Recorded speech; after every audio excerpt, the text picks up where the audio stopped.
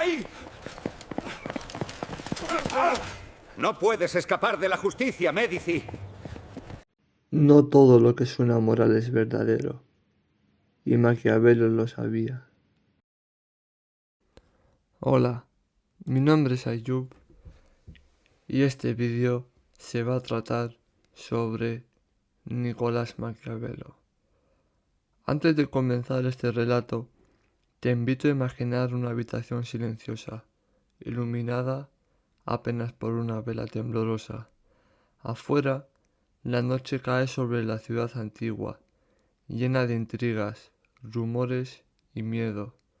No es una noche cualquiera, es una noche en Florencia, y en ella camina un hombre que sabe algo que los demás apenas se atreven a sospechar, que el poder no es lo que parece, que la moral no siempre gobierna el mundo y que entender al ser humano exige mirarlo sin adornos, sin consuelo y sin mentiras. Ese hombre se llama Nicolás Maquiavelo. Nació en 1469 en una Italia fragmentada, hermosa y cruel al mismo tiempo. No existía aún una nación unificada, sino ciudades-estado, que se observaban con recelo.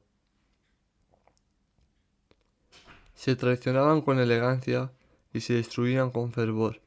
Desde joven, Maquiavelo aprendió que la política no era un juego de ideales, sino una lucha constante por la supervivencia. No hablaba desde la comodidad de los sueños, sino desde la crudeza de la experiencia, y eso lo marcaría para siempre. Maquiavelo no fue un tirano, ni un conspirador en la sombra como muchos quisieron retratarlo después.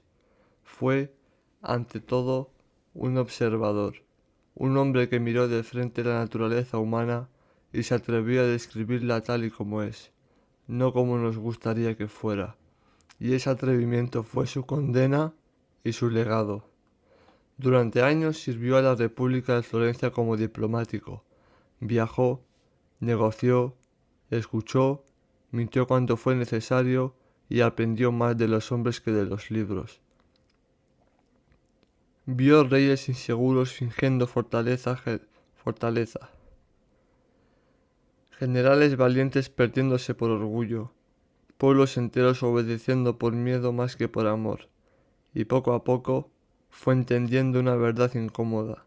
Los hombres cambian de lealtad con la misma facilidad con la que cambian de esperanza. Los hombres olvidan antes la muerte de su padre que la pérdida de su patrimonio, escribiría más tarde, no como una provocación vacía, sino como una observación amarga. Maquiavelo no odiaba al ser humano, lo comprendía, y comprender, a veces, es más perturbador que condenar. Cuando los Médici regresaron al poder, Maquiavelo fue destituido, encarcelado y torturado. Pasó de los salones del poder a la soledad del exilio. Fue en ese silencio forzado donde comenzó a escribir su obra más famosa, no como un manual de maldad, sino como una carta desesperada a la realidad. El príncipe no nació del cinismo, sino del fracaso, del deseo de advertir a quien gobernaba de los errores que había visto repetirse una y otra vez. Maquiavelo entendió algo que muchos aún se resisten a aceptar, que gobernar no es lo mismo que ser bueno, que la moral privada y la responsabilidad pública no siempre caminan juntas, y que, en un mundo imperfecto, exigir perfección es una forma de ingenuidad peligrosa. El fin justifica los medios. Se le atribuye con frecuencia, aunque nunca lo escribió de esa manera exacta. Lo que sí dejó claro fue algo mucho más sutil y más inquietante, que un gobernante que siempre actúa con bondad en un mundo donde los demás no lo hacen, está condenado a caer.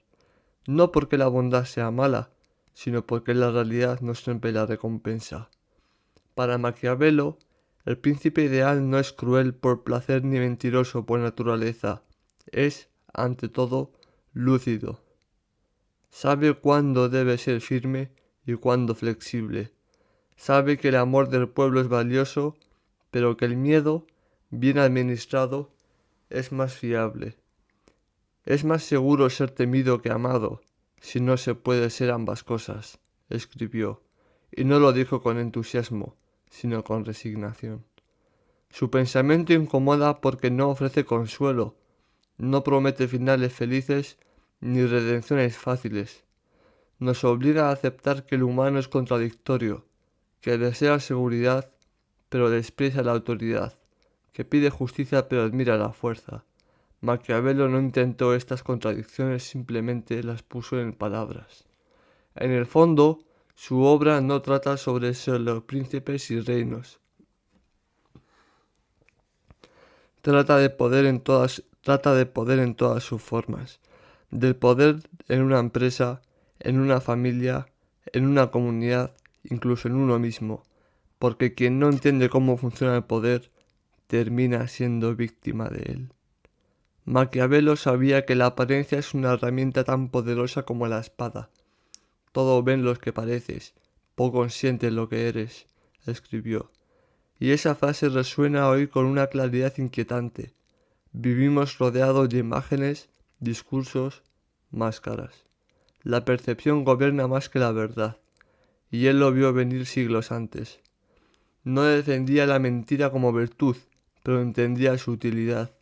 No celebraba la crueldad, pero reconocía con eficacia cuando se aplicaba de forma rápida y controlada. Para él, el verdadero horror no era ser duro, sino ser débil sin saberlo. No era engañar, sino creer ingenuamente que nadie más lo haría. Sin embargo, hay algo profundamente humano en Maquiavelo que suele pasarse por alto. En sus cartas privadas, lejos del tono frío de sus tratados, aparece un hombre cansado, sensible e incluso melancólico. Un hombre que amaba el teatro, la conversación, la risa. Un hombre que sufría por no ser escuchado, por ser malinterpretado. Él no quería un mundo más cruel, quería un mundo más consciente. Sabía que ignorar la realidad no le hace desaparecer. Al contrario, la vuelve más peligrosa. Por eso escribió sin adornos, sin moralizar, sin pedir perdón, porque creía solo desde la verdad. Por dura que fuera, podía construirse algo duradero. La naturaleza de los pueblos es variable, escribió, y es fácil persuadirlos de algo, pero difícil mantenerlos persuadidos. Esa frase encierra una advertencia eterna. El poder basado solo en promesas está condenado a desmoronarse. El liderazgo que no entiende de miedo, el deseo y la ambición humana es un castillo de arena. Maquiavelo murió sin recuperar el favor del poder. Murió sin ver su obra reivindicado. Murió creyendo, quizá, que había fracasado. Pero el tiempo hizo que los hombres lo supieron hacer, escucharlo. Y hoy, siglos después, seguimos debatiendo sus ideas porque siguen siendo incómodamente vigentes. Tal vez ese sea su mayor triunfo. No haber sido amado, sino haber sido necesario. No haber sido admirado, sino leído. Porque Maquiavelo no nos impide que lo sigamos, nos impide que pensemos, que dejemos de fingir que el mundo funciona como debería y empecemos a entender cómo funciona realmente.